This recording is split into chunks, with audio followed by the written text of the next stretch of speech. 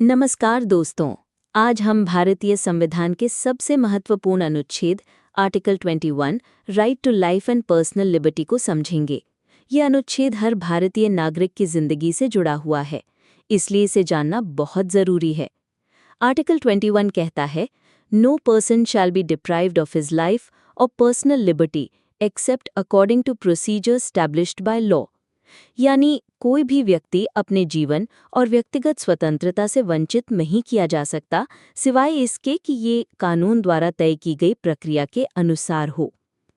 भारत का सर्वोच्च न्यायालय सुप्रीम कोर्ट ने आर्टिकल 21 को मानव अधिकारों का दिल कहा है। इसमें सिर्फ जीने का अधिकार ही नहीं, बल्कि गरिमामय जीवन जीने का अधिकार भी शामिल है। इसमें कुछ खास अधिकार जुड़ते हैं, जैसे शिक्षा का अधिकार आर्टिकल 21A, स्वच्छ वातावरण का अधिकार, स्वास्थ्य सेवाओं का अधिकार, गरिमामय जीवन जीने का अधिकार। सुप्रीम कोर्ट ने कई बार आर्टिकल 21 को विस्तार दिया है। उदाहरण, मेनका गांधी केस 1978। अदालत ने कहा कि जीवन का मतलब सिर्फ सांस लेना नहीं, बल्कि एक अच्छे और सुरक्षित जीवन जीने का अधिकार है। Olga Tellis case 1985। अदालत ने कहा कि जीने के लिए रोजगार जरूरी है, इसलिए राइट टू लाइवलीहुड भी आर्टिकल 21 का हिस्सा है। MC Mehta case 1987। अदालत ने पर्यावरण की रक्षा को भी जीवन का हिस्सा माना।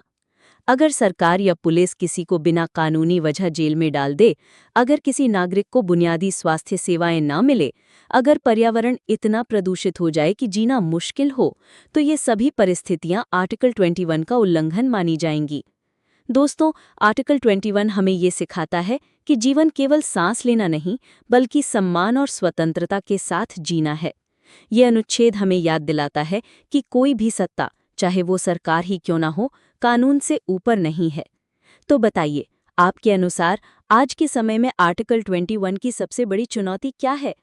कमेंट्स में ज़रूर लिखें, और अगर आपको ये वीडियो उपयोगी लगा तो लाइक और सब्सक्राइब करना ना भूलें।